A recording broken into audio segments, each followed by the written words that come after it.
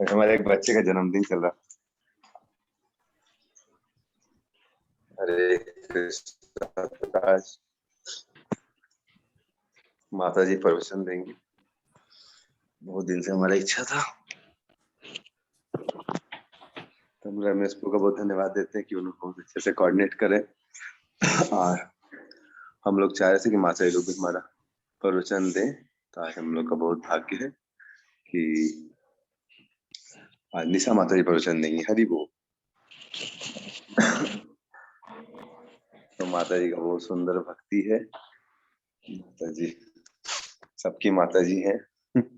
और उनकी इतनी सुंदर भक्ति है। जैसे पापा जी बोलते, एक आदमी अगर सही से भक्त बन जाए तो लाखों लाखों लोग उससे प्रेरित हो जाते हैं।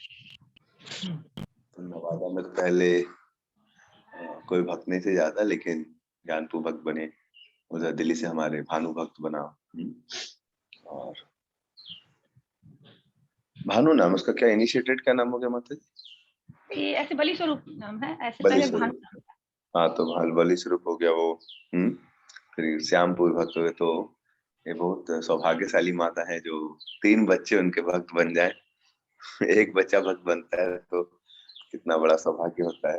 तो इसमें माँ का बहुत बड़ा बलिदान होता है। माँ का बहुत बड़ा। तो माता जी बता रहे थे बचपन से उन्होंने कितने अच्छे तरीके से बच्चों को प्रेरणा दी, ट्रेनिंग दी। कभी कभी ज्ञान को बड़ा जोर से बोल देते थे, बताए थे माता जी, एकदम कट टू कट बोल देते थे। तो माता जी ने बहुत अच्छा उदाहरण से बच्चों को ट्रेन किया। और बच्चों को चूंकि अच्छी ट्रेनिंग मिली थी तो भक्ति पकड़ना उनके लिए आसान पड़ा। और भक्ति में हम देख सकते हैं विज्ञान को कितने सुंदर तरीके से सेवा कर रहे हैं, कितने लोग को प्रेरित कर रहे हैं बेचारे।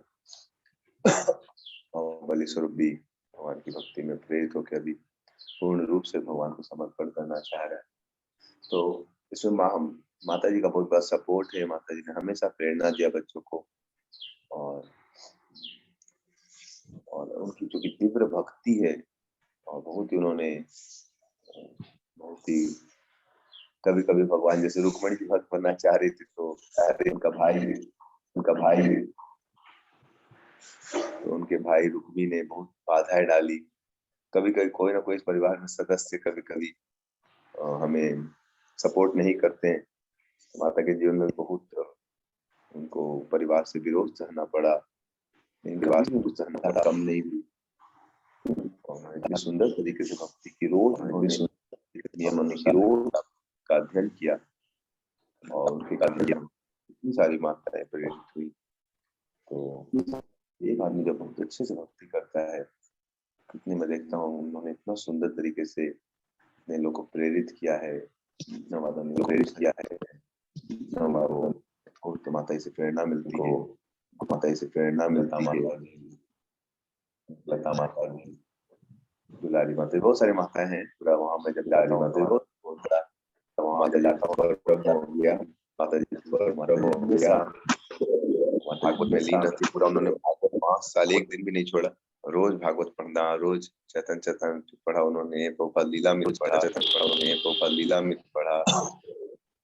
ये कुछ इको आ रहा नहीं। ये कुछ इको। हाँ हाँ, हरे कृष्णा। अभी ठीक है, हरे कृष्णा। मैं बोल रहा हूँ थोड़ी देर फिर से आ जा रहा है। मैं ठीक है, तो ठीक है प्रकार से। तो ठीक है, 10 सेकंड बाद ठीक है आ जा। तो इस प्रकार से माता जी बहुत सुंदर भक्ति, उन्होंने बहुत सुंदर अध्ययन कर रखा है। तो उनकी भक्ति में इतनी रुचि है, हमेशा वो कभी कभी इतने दूर दूर प्रोग्राम में भी बुलाते हैं, तुरंत माता जी आ जाती हैं। तो ये बहुत ही प्रेरणादायक है। एक व्यक्ति भक्ति अच्छे से करता है तो कितने लोग को प्रेरणा दे सकता है। तो माता जी पहली भक्त जो हमारे प्रीचिंग से माता जो भक्त बनी, तो सबसे पहले निशा माता जी बनी। और उनकी भक्ति से कितना हमारे पास आज कम्युनिटी डेवलप हुआ है।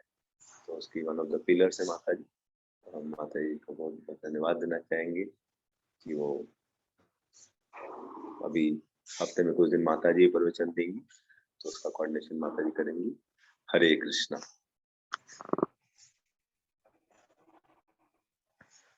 माता जी आप म्यूट है, आपको अनम्यूट कर सकते हैं।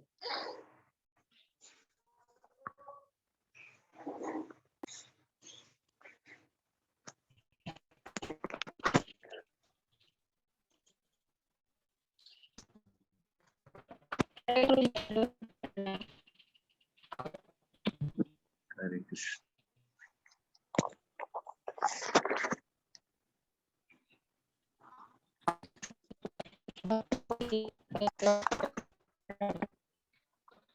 सुनाई नहीं दे रहा माता जी आवाज से, पता नहीं माता जी आपकी आवाज क्लियर क्यों नहीं आ रही है।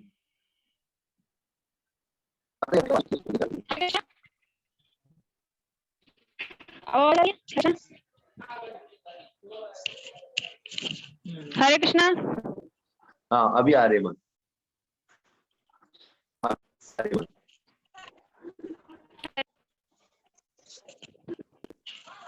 सबसे पहले मैं प्रभु जी को प्रणाम करती हूँ। प्रभु जी की प्रेरणा से ही हम सभी भक्तों को भी मैं दंडवत प्रणाम। कृष्णा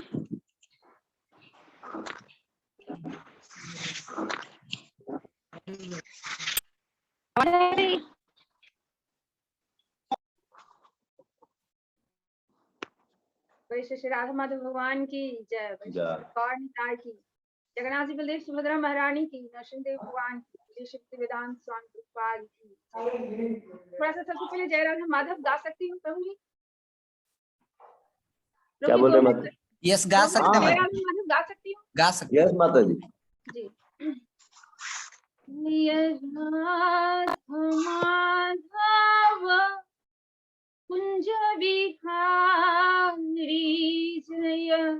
राधा माधव कुंज बिहारी जय। गोपी जन वल्लभा गिरवरधारी जय।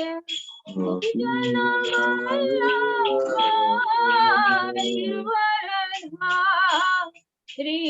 जय। राधा माधव कुंज बिहारी यशोदानंदन ब्रज जनारंजन। यशोदानंदन ब्रज जनारंजन। यमुना तीरा बनचारी।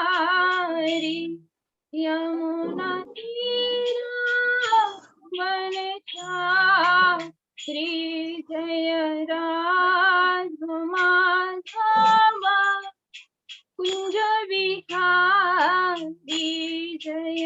राधा माधव कुंज बिहारी। हरे कृष्ण कृष्ण कृष्ण हरे हरे हरे राम राम राम हरे हरे हरे कृष्ण कृष्ण कृष्ण हरे हरे हरे राम राम राम हरे हरे कृष्ण कृष्ण कृष्ण हरे हरे हरे राम राम राम हरे हरे। बड़ी माधव भगवान की। ओम ज्ञान तिमिरांधस्य ज्ञानांजन शलाकया चक्षुरुन्मीलितं येन तस्मै श्री गुरुवे नमः। श्री चैतन्य मनोभीष्टं स्थापितं येन भूतले स्वयं ददाति स्वपदान्तिकम्। हे कृष्ण करुणा सिंधु दीनबंधु जगतपते गोपेश गोपिका कांत राधा कांत नमस्तुते। तप्त कांचन गौरांगी राधे वृंदावनेश्वरी शुभानुसुते देवी प्रणमामि हरिप्रिये वाक्छाकल्पतरुभ्यश्च कृपा सिन्धुवैव च पतितानां पावनेभ्यो वैष्णव भयो नमो नमः। जय श्री कृष्ण चैतन्य प्रभु नित्यानंद श्री अद्वैत गदाधर शिवासादि गौर भक्त वृंद। हरे कृष्णा कृष्णा कृष्णा हरे हरे, हरे राम राम राम हरे हरे, हरे कृष्णा कृष्णा कृष्णा हरे हरे, हरे राम राम राम हरे हरे। श्री श्री राधा माधव भगवान की, श्री श्री गौर निताय की, जगन्नाथ जी बलदेव सुभद्रा महारानी की, नरसिंहदेव भगवान की, श्री शक्ति वेदांत स्वामी प्रभुपाद की, की। भगवद गीता का दूसरे अध्याय का 38वां श्लोक है। सबसे पहले हम इसको पढ़ लेते हैं। सुख दुखे समे कृत्वा लाभ अलाभ जय अजयो तत् युद्धाय युजस्वः न एवं पापम अवापश्यसि। हाँ भाई, आगे कहा है कि तुम सुख या दुख, हानि या लाभ, विजय या पराजय का विचार किए बिना युद्ध के लिए युद्ध करो। ऐसा करने पर तुम्हें कोई पाप नहीं लगेगा। तात्पर्य प्रभुपाद जी समझा रहे हैं कि अब भगवान कृष्ण प्रत्यक्ष रूप से कहते हैं कि अर्जुन को युद्ध के लिए युद्ध करना चाहिए, क्योंकि यह उनकी इच्छा है। कृष्ण भावनामृत के कार्यों में सुख या दुख, हानि या लाभ, जय पराजय का कोई महत्व नहीं दिया जाता। दिव्य चेतना तो यही होगी कि हर कार्य कृष्ण के निमित्त किया जाए। अतः भौतिक कार्यों का कोई बंधन फल नहीं होता।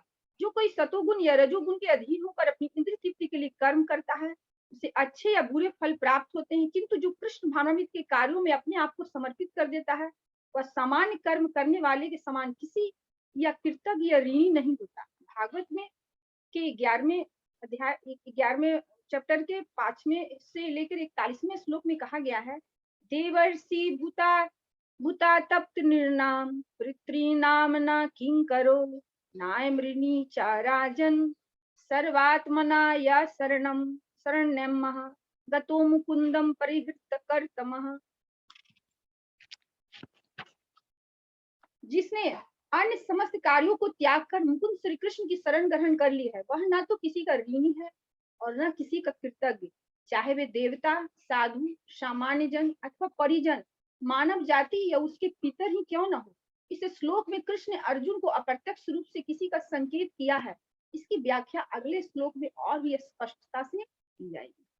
यहाँ पे एक है कि अगर युद्ध करेंगे, अर्जुन कह रहे हैं कि अगर हम युद्ध करेंगे तो पाप लगेगा, और वो सोच रहे हैं कि युद्ध से क्या लाभ हानि होगा, क्या सुख दुख होगा, क्या हमें जय पराजय हो।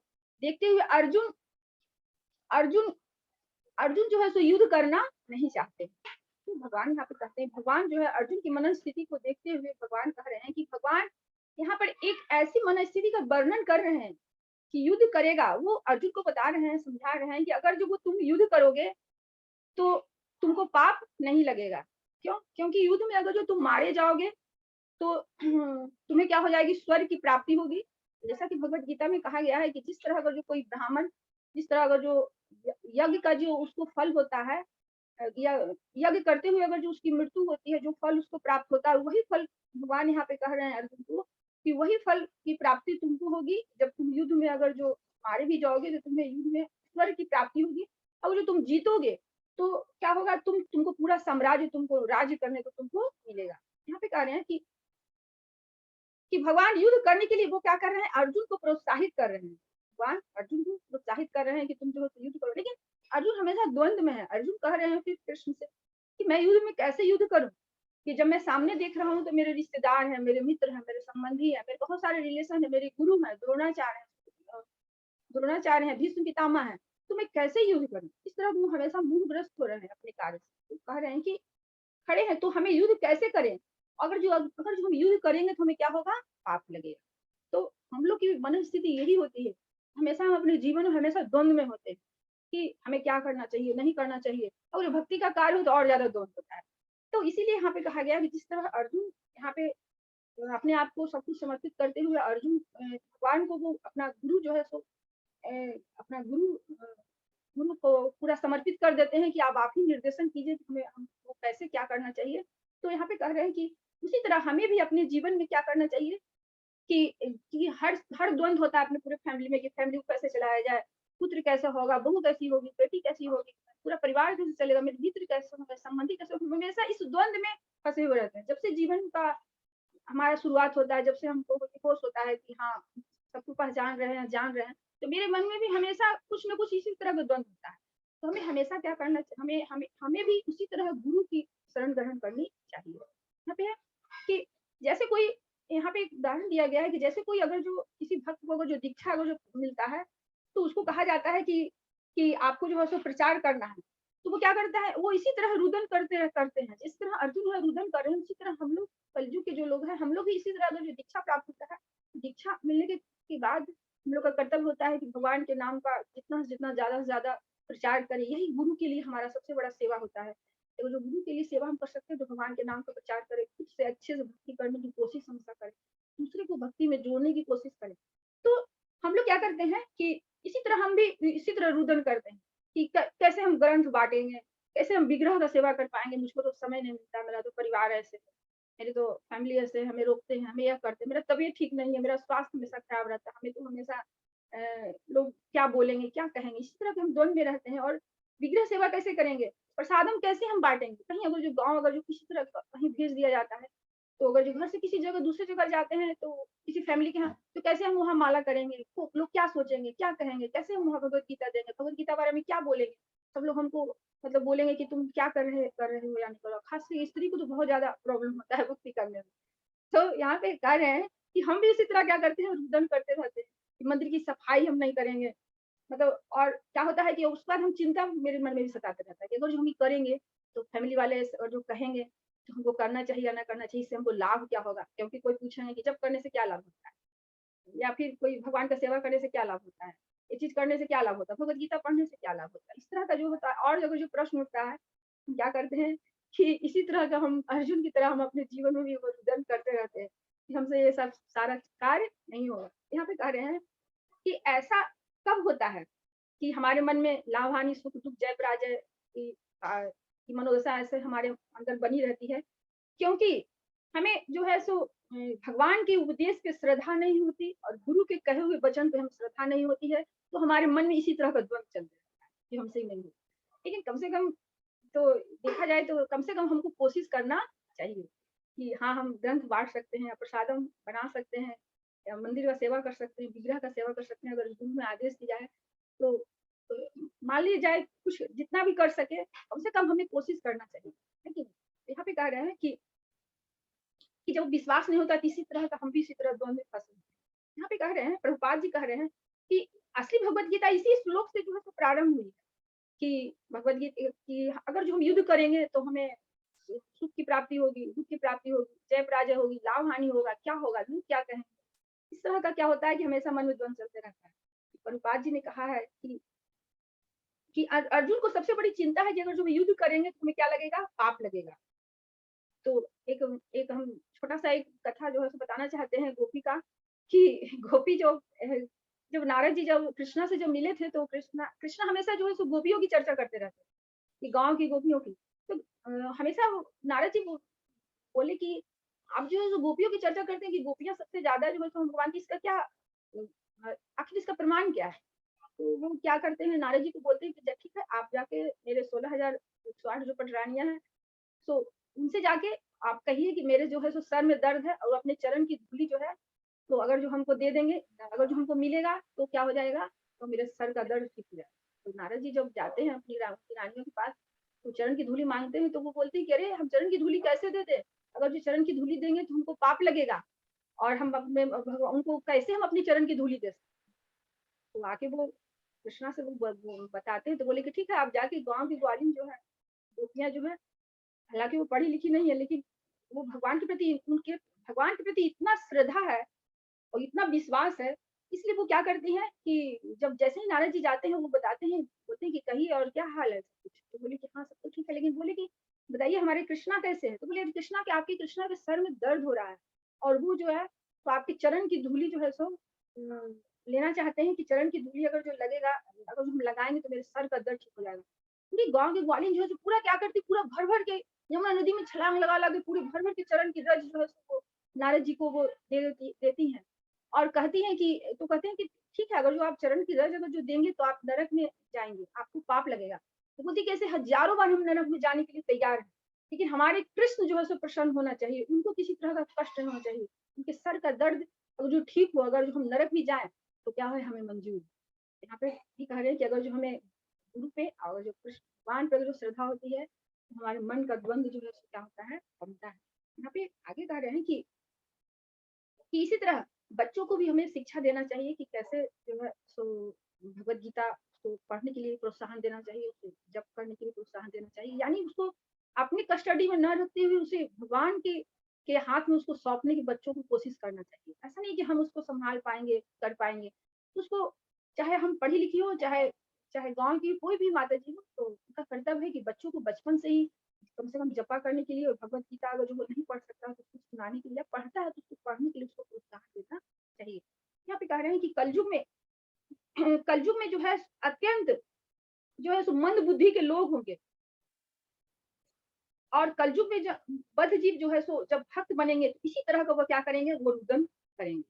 भगवान कह रहे हैं कि कलयुग में जो भक्त, प्रभुपाद कह रहे हैं कि कलयुग में जब भक्त बनेंगे तो इसी तरह वो रुदन करेंगे, हम प्रभु जी हम सेवा नहीं करेंगे, हम प्रचार नहीं कर पाएँगे। हम प्रचार करने जाते हैं तो उनके घर में जो है सो बाहर में जो है सो कुत्ता है वो हमको देखता है। इस तरह का हम एक भक्त को सुने थे कि वहाँ हम नहीं जाएँगे, अगर जो वो देखता है हम अंदर जा नहीं पाएँगे प्रभु जी, हम कैसे उनको समझा पाएँगे? यहाँ पे कह रहे हैं कि और हम मंदिर नहीं जा पाएँगे। हमें लगता है कि हम अगर जो सेवा करेंगे तो क्या करेंगे, हम फँस जाएँगे। ताकि मन में बहुत सारी कामना होती है, लेकिन उनको ऐसा मन में ऐसा लगता है कि हम अगर जो सेवा करेंगे तो क्या हो जाएँगे, हम फँस जाएँगे। उसी तरह अर्जुन कहते हैं कि सेवा करके हम फँस जाएँगे और हमें क्या हो जाएगा, सुख-दुःख, लाभ-हानि हमें क्या प्राप्त होगा, हमें कुछ भी पता नहीं। आगे जो है प्रभुपाद जी कहते हैं कि व्यक्ति को बिना लाभ-हानि को विचार किए अपना कर्तव्य करना चाहिए। चाहे हम किसी परिस्थिति में हो, जहाँ भी हो, जैसे भी हो, इसके अनुसार जो है प्रभुपाद जी यहाँ पे कह रहे हैं कि व्यक्ति को बिना लाभ-हानि के विचार किए बिना अपना कर्तव्य को करना चाहिए और ऐसा कर्तव्य करना चाहिए जिससे कि हमें गुरु प्रसन्न हो और भगवान प्रसन्न हो, ऐसा कार्य हमको करना चाहिए। भौतिक जगत में अ, पाप पुण्य तो सारे कार्य करना पाप ही है। अच्छे कुल में जन्म लेके अगर जो हम पुण्य करते हैं तो क्या होता है, तो हमें अच्छे कुल में मेरा जन्म होता है। जैसे अच्छे कुल में जन्म होता है, जैसे धनवान परिवार में जन्म होता है, बुद्धिमान मतलब बहुत ज़्यादा एजुकेटेड परिवार में जन्म होता है या फिर बहुत हम सुंदर होते हैं। तो ये क्या होता है कि अगर जो हम पुण्य करते हैं तो इस तरह का हमें इस घर में हमें जन्म मिलता है। लेकिन क्या होता है कि वहाँ पे हमें अच्छी शिक्षा न मिलने के कारण क्या होता है कि अगर जो अच्छी कुल में हमारा जन्म होता है तो क्या हो जाता है, हम गर्वित हो जाते हैं और वहाँ पे हम भगवान को ही भूल जाते हैं, हमारे कोई डायरेक्शन करने वाले नहीं होते। और अगर जो हम पाप करते हैं तो क्या होता है, हमें गरीब परिवार में जन्म होता है, पशु योनि में भी जन्म हो सकता है, कुरूप हम हो सकते हैं, अशिक्षित हम हो सकते हैं। और यही हमारा क्या होता है कि पाप का फल होता है। लेकिन कहा गया है कि माता के गर्भ में चाहे पुण्य करके जन्म लें या पाप करके जन्म लें, लेकिन हमें जन्म तो माँ के गर्भ से ही लेना होता है। कह रहे हैं कि आप कि देखा जाए कि जब भी बच्चे का जन्म होता है तो वो रोते हुए जन्म होता है, यानी कि वो गर्भ में भी बहुत कष्ट में होता है, इसलिए उसका जन्म जो है सो रोते हुए होता है। यहाँ पे कह रहे हैं कि प्रभुपाद जी आगे कह रहे हैं कि इस जन्म में सुख-दुःख, लाभ-हानि, जय-पराजय, सर्दी-गर्मी का द्वंद से भरा जन्म। हमारा जन्म भी क्या है कि सुख-दुःख, लाभ-हानि, जय-पराजय और सर्दी और गर्मी से द्वंद से भरा जन्म है। या संसार में पहले से ये सारा चीज़ व्याप्त है। रात को अगर जानने के लिए है तो दिन का उजाला का भी हमको पता होना चाहिए। इस सुख को समझने के लिए हमको दुःख की भी व्याख्या करना होगा। दुःख के बारे में भी हमको समझना होगा, क्योंकि कहा गया है कि दुःख के बाद अगर सुख आता है तो अच्छा होता है, लेकिन सुख के बाद अगर दुःख आता है तो बहुत कठिन होता है। यहाँ पे कह रहे हैं कि संसार में सुख-दुःख, जय-पराजय जय-पराजय जो है तो क्या है, कोई भी चीज़ शाश्वत नहीं है। दुःख भी शाश्वत नहीं है, इसका कोई मतलब नहीं है। असली सत्य तो क्या है, मृत्यु। मृत्यु क्या है, असली सत्य है। इसके लिए जन्म की अनुभूति होनी चाहिए। जब जन्म की अनुभूति होगी तभी हम जो है सो मृत्यु की अनुभूति हम कर सकते हैं। कोई भी व्यक्ति शाश्वत नहीं है, तो सुख कैसे शाश्वत हो सकता है? कोई व्यक्ति शाश्वत है कि हाँ, हम हमेशा यहाँ विराजमान रह सकते हैं, हम यहाँ रहे हैं। कोई भी पूर्वज जो है सो कभी भी कोई किसी के नहीं रहे हैं। जब कुछ दिन मृत्यु होता है तो उन्हें जब भी देखिए तो वो फ़ोटो में टंगे हुए होते हैं। इस बात से हमें हमेशा सत्यता ये लगता है कि एक ना एक दिन हम भी वही फ़ोटो के बगल में हम टंगे हुए नज़र आएँगे। इसलिए क्या है, शाश्वत नहीं है। कह रहे हैं कि हर परिस्थिति में एक समान होना चाहिए। इसका मतलब है कि सुख-दुःख, लाभ-हानि, जय-पराजय के लिए प्रयास ना करें। सब कुछ खत्म होने वाला है। सब विजय प्राप्त होने पर सबसे पहला है कि सब विजय प्राप्त होने पर ना ज़्यादा हर्षित होना चाहिए और ना पराजय होने पर अत्यंत उद्विग्न और दुखी होना चाहिए। यही जो है सो इस श्लोक का भाव है। भगवान यहाँ समझा रहे हैं। आगे कह रहे हैं भगवान, आगे कहा गया है कि कर्म कर्म आपको नहीं बांध रहा है, कर्म फल आपको बांध रहा है। कर्म जो हम कर रहे हैं उससे हम बंध नहीं रहे हैं, लेकिन कर्म फल के बारे में सोचते हैं कि हमको क्या मिलेगा। इससे जो है सो हम बंधन में पड़ जाते हैं। सुख अर्जित कर सुख मना रहे हैं और दुख पर क्या हो रहे हैं, हम दुखी हो रहे हैं। जबकि उस सिक्के का दो पहलू है, भगवान का दिया हुआ सुख भी है और दुख भी है। हमें दोनों चीज को क्या करना चाहिए, अंगीकार करना चाहिए। ठीक है, अगर जो सुख की परिस्थिति है तो वो भी ठीक है और दुख की परिस्थिति है वो भी ठीक है, लेकिन इसके लिए हमें गुरु पे और भगवान पे श्रद्धा होना चाहिए और हमें जो है सो पूरे प्रेम से कोशिश करना चाहिए हमेशा हरिनाम करने की। यहाँ पे कह रहे हैं युद्ध के लिए युद्ध करो। भगवान कह रहे हैं अर्जुन को कि तुम युद्ध के लिए युद्ध करो, प्राप्त करने के लिए नहीं, कर्म करने के लिए युद्ध ना करो। प्रभुपाद जी आगे प्रभुपाद जी कह रहे हैं कि 11 साल में प्रभुपाद जी ने क्या किया, पूरे विश्व का भ्रमण कर लिया और सेनापति बनकर अपने पूरे सैनिकों के साथ वो युद्ध छेड़ दिया कृष्ण भावनामृत का, कृष्ण के प्रचार का। जैसे जैसे एक छोटा सा उदाहरण है कि अगर जो कोई माता अगर जो बच्चों के लिए, चाहे वो कोई भी माता हो, जो बच्चों के लिए अगर जो भोजन बनाना होता है, प्रसाद बनाना, तो वो ये ना देखती है कि हम अगर जो रसोई घर में जाएंगे तो सर्दी होगा, गर्मी होगा, या फिर हमें सुख होगा, दुख होगा, या हमें क्या मिलेगा, कुछ भी नहीं सोचती है। लेकिन तुरंत वो क्या करती है, तुरंत वो अपने रसोई घर में जाती है, अपने बच्चों के लिए, अपने पूरे परिवार के लिए, चाहे कितना भी गर्मी क्यों ना हो, जाके अपना पूरा पूरा प्रसाद बनाती है सबके लिए, पूरे परिवार के लिए, और सबको वो खिलाती है और प्रेम से चीज को खुद भी ग्रहण करती है, सबको देती है। वो कभी इस चीज के बारे में कभी माँ नहीं सोचती है, हाँ इसके बदले हमको क्या मिलेगा। लेकिन देखा जाए अगर जो कोई माँ इस तरह का जो बच्चों के पालन पोषण के लिए, अगर इस तरह गर्मी में हो, सर्दी में हो, या फिर वर्षा में, जो भी चीज हो, जैसा भी मौसम हो, या फिर उसका स्वास्थ्य खराब हो, तो वो सोचती नहीं है कि हमको क्या मिलेगा। लेकिन देखा जाए अगर जो पूरी प्रेम से अगर इस कार्य को वो करती है, तो निश्चित रूप से उसको पूरे परिवार का उसको प्रेम मिलता है, उसको बच्चों का प्रेम मिलता है, और उसको उसको जरूरत का हर चीज, जो चीज उसको चाहिए, उसको परिवार जो उसको प्रदान करते हैं, या फिर भगवान के द्वारा उसको सब कुछ उसको प्रदान किया जाता है। फिर प्रभुपाद जी कह रहे हैं कि प्रभुपाद जी जब विदेश गए थे तो प्रभुपाद जी ने कभी लाभ हानि, कभी कोई चीज की चिंता, जय पराजय या सुख दुख, सर्दी गर्मी की किसी चीज की कुछ उन्होंने कभी परवाह नहीं की थी। उन्होंने वहाँ ग्रंथ बांटना हो या प्रचार करना हो, जो भी प्रसाद बांटना हो, जो भी कार्य करना हो, प्रभुपाद जी खुद जो है सो इस युद्ध को छेड़े थे, उस लड़ाई को वो अंत तक अपनी लड़ाई को वो लड़ते थे। कभी भी प्रभुपाद जी इसके बारे में ये नहीं सोचे थे कि हाँ इसके बदले हमें क्या मिलेगा। और वो हमेशा प्रभुपाद जी कहते थे कि हमें माया के खिलाफ जो है हमको युद्ध करना है। मैं तो एक बार वो जो बीमार पड़ गए थे प्रभुपाद जी, तो एक शिष्य ने उनको कहा कि प्रभुपाद जी आप जो है, मैं तो कृष्ण की सेवा के लिए, आप जो है सो अपना सेवा हमको दे दीजिए। तो प्रभुपाद जी तुरंत कहते हैं कि मैं तो कृष्ण की सेवा के लिए कष्ट उठा रहा हूँ, इसे हमसे इस अधिकार को मत छीनो। जब तक मेरा सांस चलेगा तो हम क्या करेंगे, हमें कृष्ण की हमको सेवा करना है। और हमेशा वो कहे हैं कि हमेशा हमें युद्ध के लिए तैयार रहना चाहिए, यानी कि हमेशा हमें कृष्ण भावनामृत के प्रचार के लिए, जो गुरु का आदेश हो, भगवान की कथा के लिए, हरि नाम करने के लिए, मंगला आरती करने के लिए, हर चीज के लिए, विग्रह सेवा के लिए, जैसे ही आदेश हो, हमें इस युद्ध के लिए हमें हमेशा तैयार रहना चाहिए। हमारे मन के अंदर जो जो भी हमारे अंदर जो चलते रहता है, कोई भी काम करो, कुछ भी चलता हो कि हाँ ना करेंगे, चाहे कुछ भी, या परिवार से प्रॉब्लम हो, तो इस मन के द्वंद्व को, युद्ध को क्या करना चाहिए, हमको इसको लड़ते हुए हमें इस सारे कार्य को करने की कोशिश करना चाहिए। जैसे युद्ध भूमि में कोई आतंकी सैनिक अगर जो मारा जाता है, तो उसे सरकार के द्वारा उस सिपाही को क्या मिलता है, परमवीर चक्र मिलता है। इसी तरह अगर जो वो कोई गली में अगर किसी को अगर जो मर्डर कर देगा तो उसे सजा मिलेगी, उसे कोई परमवीर चक्र नहीं मिलेगा। इसी तरह भगवान कह रहे हैं कि क्या करो, तुम युद्ध करो, युद्ध के लिए युद्ध करो। भगवद गीता में भगवान शिक्षा हमारे लिए दे रहे हैं। तो बात आगे फिर कहते हैं कि जो कोई भी कार्य कृष्ण की सेवा के लिए नहीं है, कृष्ण भावना भावित नहीं है, तो वो निश्चित जो है सो हम पाप कर रहे हैं। इस बात को सोचना चाहिए कि अगर जो देखिए कोई भी अगर जो आदमी एक दूसरे को देखते हैं तो कंपटीशन करते हैं। कोई भी चीज़ अगर जो भौतिक चीज़ लेते हैं तो हमें भी ये चीज़ चाहिए। मेरे पास भी ऐसा बंगला हो, मेरे पास भी ऐसा गाड़ी हो, मेरे पास घर हो, मेरे पास यह हो, वह हो। लेकिन अगर जो कंपटीशन करना हो तो इस तरह का अच्छी कंपटीशन करना चाहिए और जो अच्छे से माला करने की कोशिश करें, हम भी करें, भगवत गीता हम भी पढ़ें, भागवतम पढ़ें, हम भी भगवान को भोग लगाएँ, हम भी प्रसाद जो है सो बाँटें, हम भी जो है सो भगवान के नाम को प्रचार करने में एक-दूसरे को क्या करें, मदद करें। तो यहाँ पे कह रहे हैं कि प्रभुपाद जी कह रहे हैं कि जो कोई भी कार्य कृष्ण की सेवा के लिए नहीं है, कृष्ण भावना भावित नहीं है, तो वो निश्चित रूप से क्या कर रहे हैं, पाप कर रहे हैं। जो अपनी जीवा की तुष्टि के लिए खाते हैं, वो कहते हैं कि वो पाप खा रहे हैं। इसलिए देखा जाए तो हम लोग हर समय, हर पल जो है सो हमसे पाप हो रहा है। इसलिए हमें जो है सो भगवान की और गुरु की सेवा करना चाहिए, कि वही हमको बचा सकते हैं, वही हमें सही रास्ता दिखा सकते हैं। कह रहे हैं कि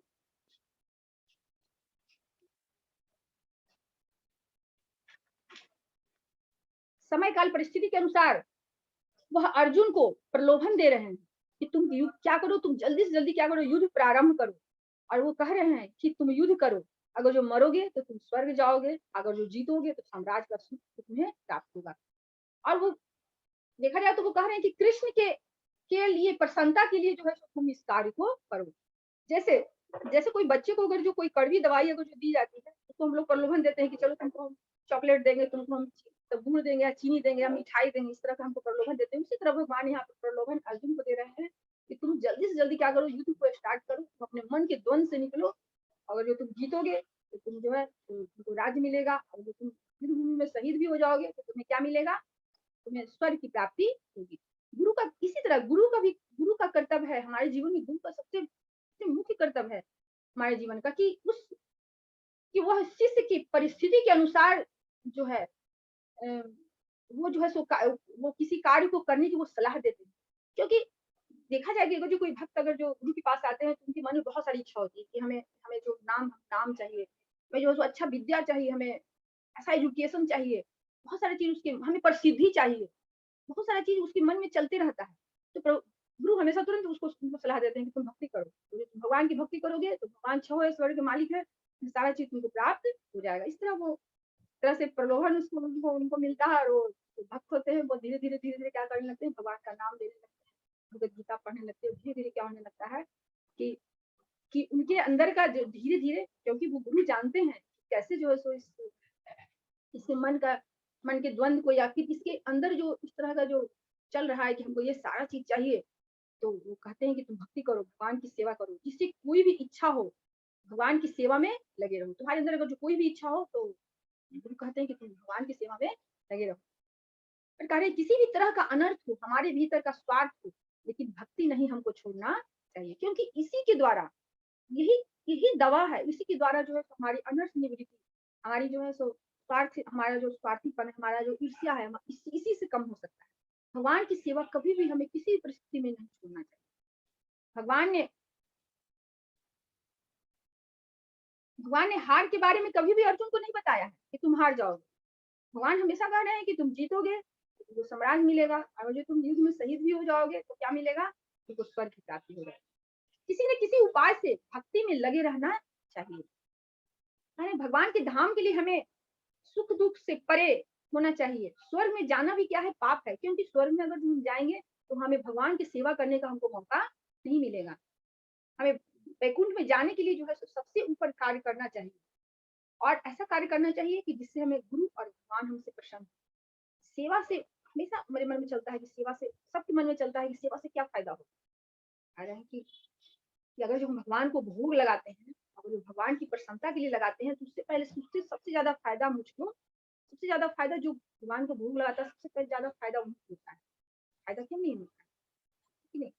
कह रहा है कि अपने लाभ के लिए, प्रसन्नता के लिए, अपने सुख के लिए जो है सो अपने कोई भी कार्य को नहीं करना चाहिए। कोई भी कार्य को करें कृष्ण कनेक्ट करके उस कार्य को करें। जैसे हम जो प्रसाद बनाते हैं तो सबसे पहले हमें कोशिश करना चाहिए तो भगवान को भोग लगा के पहले भगवान को अर्पण करके ही उनका उच्छिष्ट ही हमको लेना चाहिए।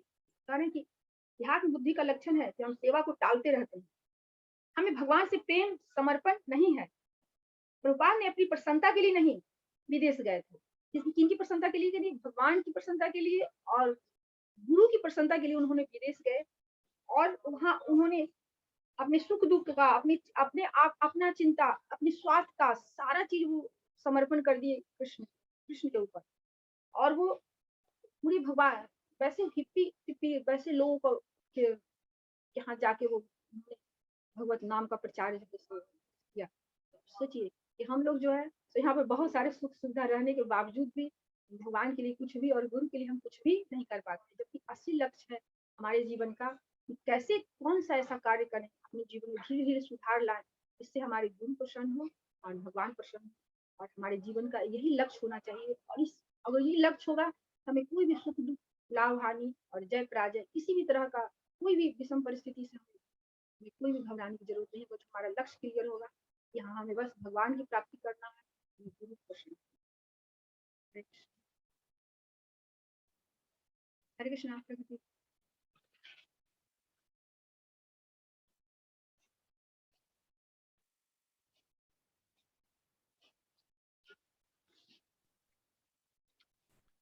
हरे कृष्णा। हरे कृष्णा। शायद प्रभु जी कुछ देर में लगता है ऑन करेंगे, ऐसे मैं अनम्यूट करने के लिए उनको परमिशन आस्क किया हूँ। कोई बात नहीं। अगर किन्हीं का कोई प्रश्न है, माता जी ने बहुत अच्छा से समझाया है टॉपिक को थ्रू आउट, उन्होंने बहुत लगता है डीप स्टडी किया है इस पे। तो वो पूछ सकते हैं अगर किन्हीं का कोई प्रश्न है। हरे कृष्णा। हेलो।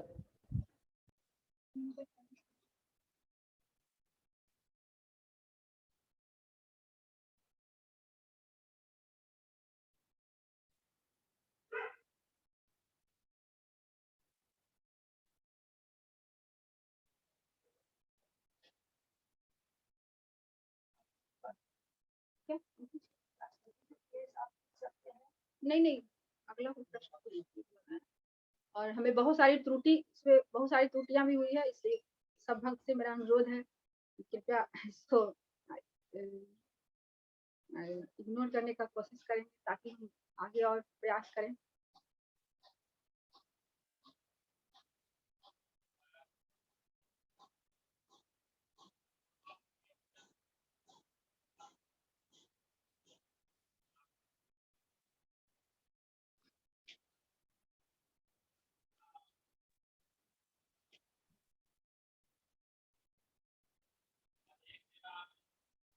हरे कृष्णा। हमें लग रहा है कि रमेश प्रभु जी कोई प्रश्न पूछना चाहते हैं, उन्होंने हाथ उठाया है, तो आप पूछ सकते हैं प्रभु जी। हरे कृष्णा माता जी। हरे कृष्ण प्रभु जी, दंडवत हरे प्रणाम। कृष्णा। वीडियो ऑन कर पाइएगा क्या प्रभु थोड़ा सा, हाँ, ताकि मैं आपको उसमें स्पॉटलाइट कर दूंगा साथ में।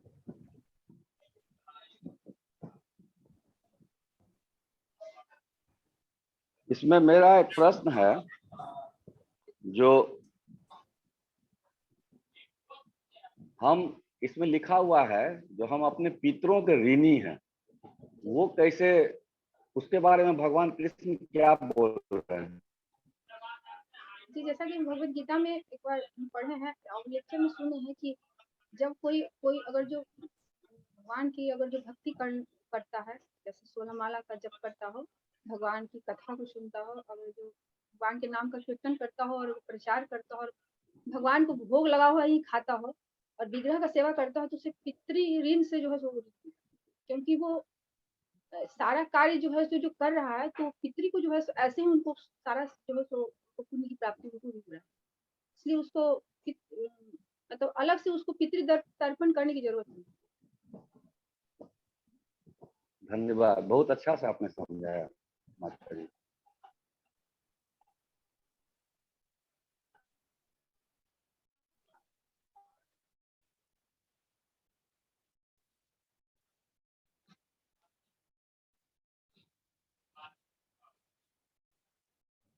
हरे कृष्णा माता जी। हरे कृष्ण। मेरा भी एक प्रश्न था ऐसा ही रिलेटेड,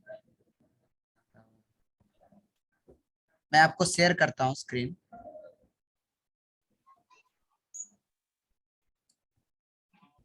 एक्चुअली यहाँ लिखा हुआ है कि जैसे जिसने अन्य समस्त कार्यों को त्याग कर मुकुंद श्री कृष्ण के ग्रहण कर ली है, तो वह ना तो किसी के ऋणी है और ना ही कृतज्ञ। वैसा ही सिमिलर ही क्वेश्चन है, चाहे वे देवता, साधु, सामान्य जन अथवा परिजन मानव जाति या उसके पितर ही क्यों न।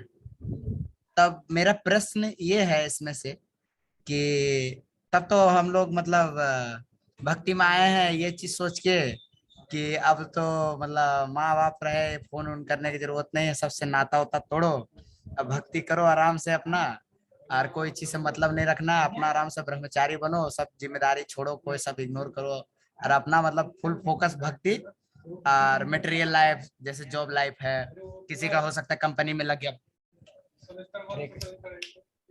किसी का जॉब वॉब लग गया हो, तो जैसे मेरा ही केस में हमको कभी कभी लगता है कि जॉब छोड़ दें, मम्मी क्या ये सब जॉब वॉब में करेंगे, आराम से अपना भक्ति करते हैं।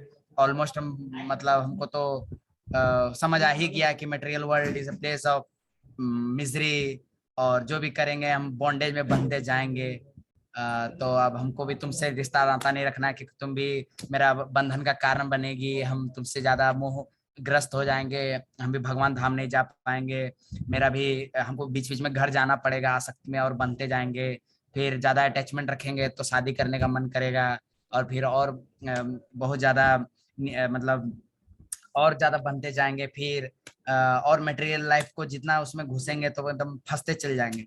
तो बेटर यही होगा कि हम अच्छा से आप लोग से एकदम जिम्मेदारी हाथ छोड़ा के कोई रिस्पॉन्सिबिलिटी नहीं करेंगे, और आराम से अपना भक्ति करेंगे और प्रभु जी को समर्पित कर देंगे, और तुम लोग को बैन हमेशा के लिए मेरे जीवन से टाटा बाय बाय, जितना भी मटेरियल लाइफ। तो क्या करना चाहिए, मतलब इस तरह का से सोचना चाहिए या ऐसे इस तरीके से जाना चाहिए कि लाइफ डेडिकेट कर दे सबको, एकदम सबका एंटी हो जाए, पूरा मटेरियल लाइफ एकदम माया बनी है हमको मटेरियल वर्ल्ड में बांध के रखने के लिए, ऐसा परसेप्शन से रखें, या मतलब पूरा होलिस्टिक मतलब अप्रोच रखे कि मतलब नहीं सबको लेके साथ में, मतलब इसमें बहुत मेरा राग द्वेष होता है। कभी कभी मम्मी फोन करेगी तो हम रिसीव नहीं कर पाते हैं, ये सोच के कह रहे हम भगवान का तो इतना सेवा करिए, दिन भर प्रभु जी का सेटअप उटअप कुछ ना कुछ करते रहे, 10 गो जैसे मेरा मम्मी 50 गो फोन कर दी तो हमको लगता है इतना क्या फोन कर रही है, समझ रहे, हम तो भगवान का ऑलरेडी हम कर ही रहे सेवा। जैसे कंपनी वाला कुछ अब कुछ बोल ही नहीं रहा करने के लिए, तो कभी कभी बैठे रहते हैं, फिर भी पैसा भेज रहा है, तो लगता है हम भगवान का सेवा करिए रहे, पैसा भी फ्री में आइए रहा है, ठीक है टानो बैठ के, मतलब समझ रहे ना। तो मतलब पता नहीं मैं अपना हार्ट समझा पा रहा हूँ कि नहीं, पर लगता है ना कि सबसे मतलब नाता तोड़ो, भगवान कृष्ण से रिश्ता जोड़ो, और सब फ्री में, भगवान तो देखिए रहे चल रहा है जीवन एकदम मटर गश्ती में। तो आप इस पे रोशनी डालिए, क्या किस तरीके से हम लोग को भक्ति करना चाहिए, अप्रोच क्या रहेगा, मटेरियल लाइफ को कितना इंट्रोड्यूस करें। कभी कभी लगता है कि ज्यादा मटेरियल लाइफ में घुस जाएंगे तो बेटा उधरे बन नहीं जाए, तो मतलब बहुत कंफ्यूजन होता है, समझ मतलब कंफ्यूज हो जाते हैं कि ज्यादा उसमें ज्यादा आदमी इस बात कर लिए फोन में, तो हम भी आसक्त हो गए, बेटा घर में शादी आजो आजो, मतलब फिर लगता है कि उधरों खिंचाते हैं, मतलब क्या करना चाहिए वैसा कंडीशन में, आप पूरा अच्छा से, पता नहीं मैं बता नहीं पाया अच्छा सा अपना हार्ट, लेकिन अब जी प्रभु जी, आपने आप जो बोल रहे हैं तो हम समझने की कोशिश तो कर रहे हैं, और उस अनुसार हम कुछ बताने की कोशिश करते हैं, देखिए कहाँ तक हम बता पाते हैं। सबसे पहले तो भक्ति आराम से करने की चीज ही नहीं।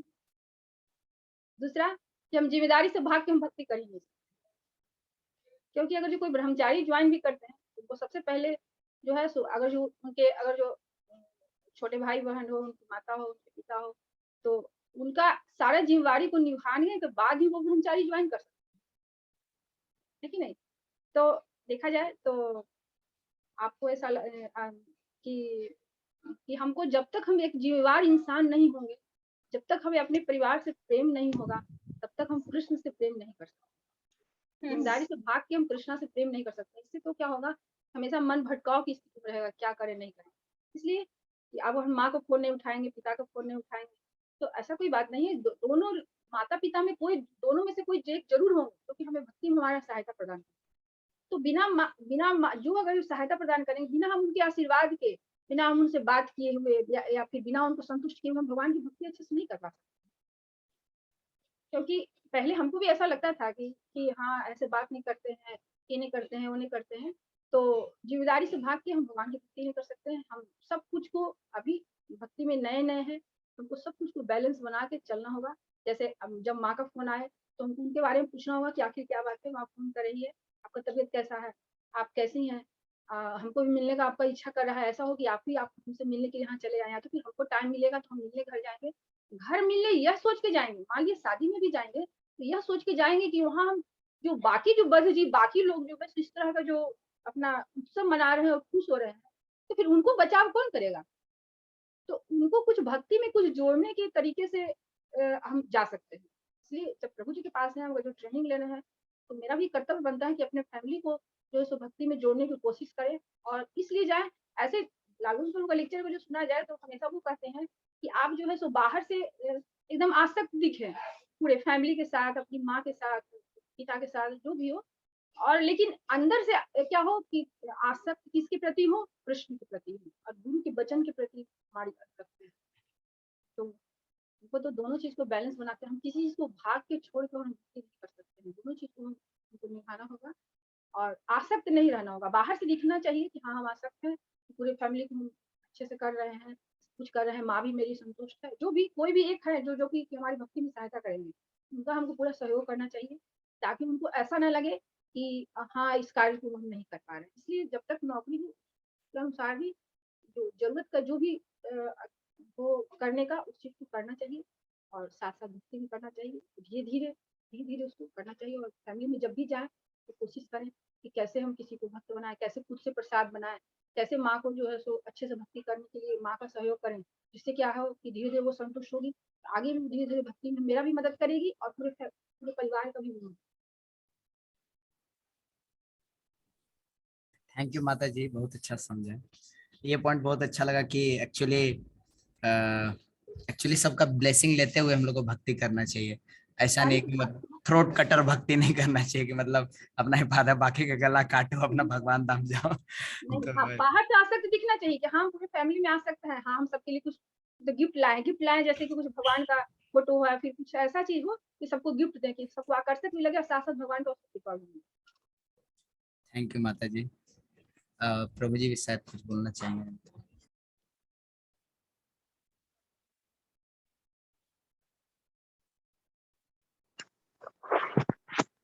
हरे कृष्ण। तो बहुत ही अच्छे से माता ने बताया कि जिम्मेदारियां छोड़ के कोई भक्ति नहीं हो सकती।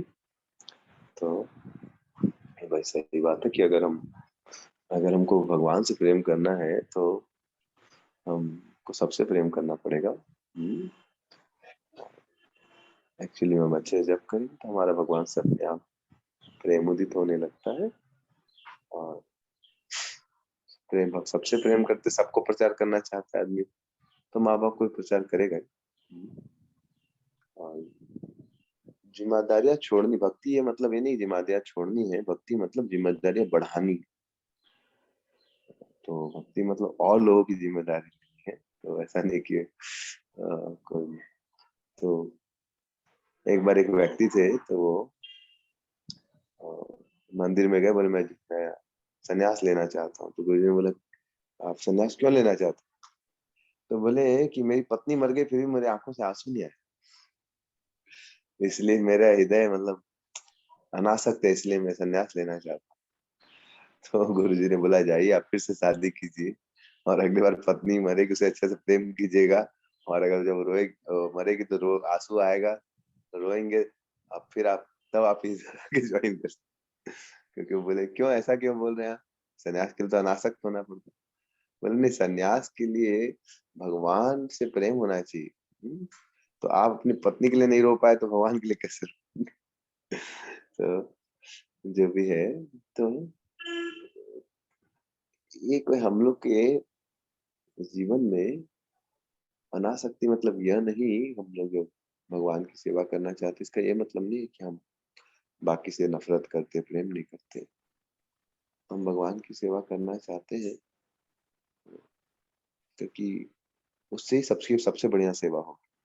भगवान से प्रेम करेंगे तो कोई आदमी इसलिए परिवार को छोड़ रहा है कि अगर मैं कृष्ण की सेवा करूंगा तो अपने आप वो भगवत धाम चले जाएंगे।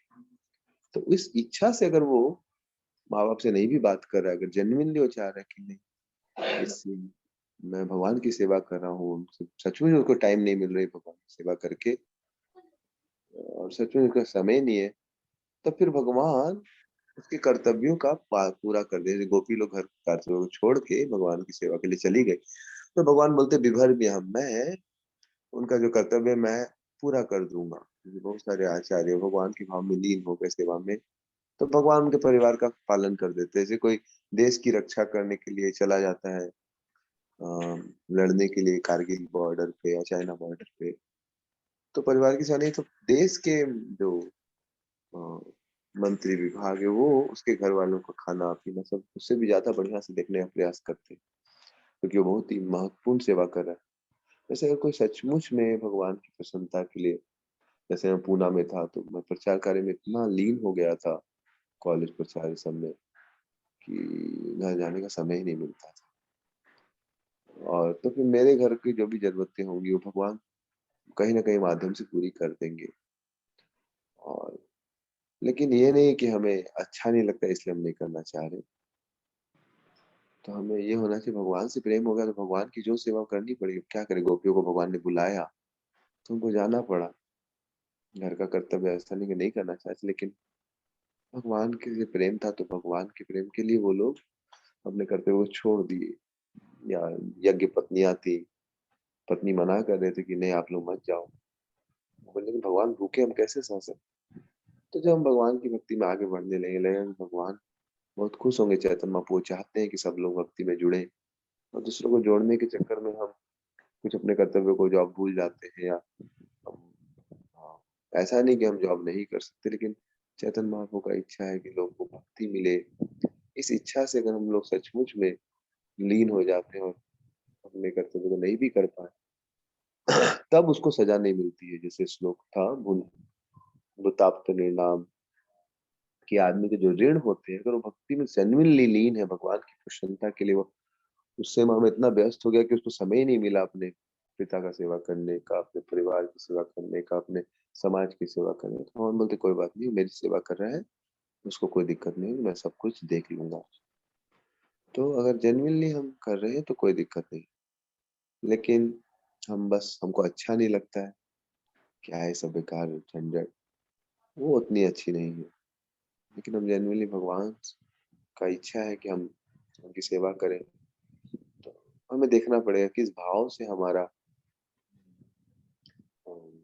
उदित हो रहा है। अगर भगवान की प्रसन्नता के भाव से है तो उसमें कोई दिक्कत नहीं। तो कर्तव्य छोड़ना नहीं हुआ, वो बड़े कर्तव्य को पकड़ने के लिए आपने छोटा कर्तव्य, देश की रक्षा के लिए आप परिवार के कार्य को छोड़े हैं तो देश देख लेगा उसको। तो इसीलिए भगवान के कर्तव्यों के लिए कोई घर छोड़ता है तो उसके परिवार के 21 पीढ़ियों को भगवान उद्धार करता है। इसलिए भगवान की प्रसन्नता के लिए अगर कोई भी कार्य किया जाए, तो शादी करता है भगवान की प्रसन्नता के लिए तो भी अच्छा है, कोई भगवान की प्रसन्नता के लिए सब कुछ छोड़ के सेवा करता है वो भी अच्छा। बस देखना चाहिए भगवान की प्रसन्नता के लिए हमारे कार्य होने चाहिए। तो माता ने बहुत अच्छे तरीके से समझाया जिम्मेदारी को छोड़ना नहीं है और बड़ी जिम्मेदारियां लेना। जैसे माता जी अभी ऐसा नहीं अपने कर्तव्य को छोड़ दिए, लेकिन कभी कभी अपने कर्तव्य नहीं भी कर पा रही होंगी, लेकिन क्योंकि उनको प्रचार करना होता है तो उसमें कोई वो उतना बड़ा कोई पाप नहीं। हरे कृष्णा। ठीक है माता जी, बहुत बहुत धन्यवाद। आपको और कुछ कहना है?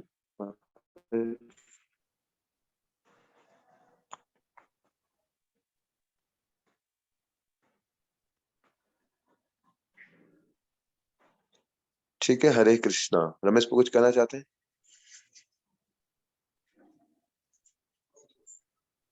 बहुत अच्छे तरीके से माता जी ने इस श्लोक को समझाया और बहुत मैच्योर ढंग से समझाए। बहुत अच्छा लगा। इतना हरे सिंसियरिटी इनका भक्ति में है, इसी से पता चलता है जो ये बहुत सिंसियर है भक्ति में। और भगवान 3-3 ऐसे लाल दिए हैं जो एक से एक हैं, भक्ति का ही असर है। माता जी का लगता है पिछले जन्म का बहुत किया हुआ है, जो तीनों का तीनों बेटा भक्ति में भी है और टॉप क्लास का काम भी कर रहा है। और माता जी भी तो अपना कर्तव्य छोड़ती नहीं, रोज कुकिंग भी करती हैं बढ़िया से और प्रचार भी करती है। ऐसा नहीं कुकिंग को छोड़ के बेचारी कभी कभी बहू कर देती है, लेकिन ऐसे में गया जब मैं नवादा में रहता था माता जी ऐसा नहीं कि प्रभु जी को छोड़ दी, उनको खाना जितना संभव हो एकदम। तो अभी भी वो सेवा करती है बहुत अच्छे तरीके से। हरे कृष्णा, बहुत धन्यवाद। हरे कृष्ण।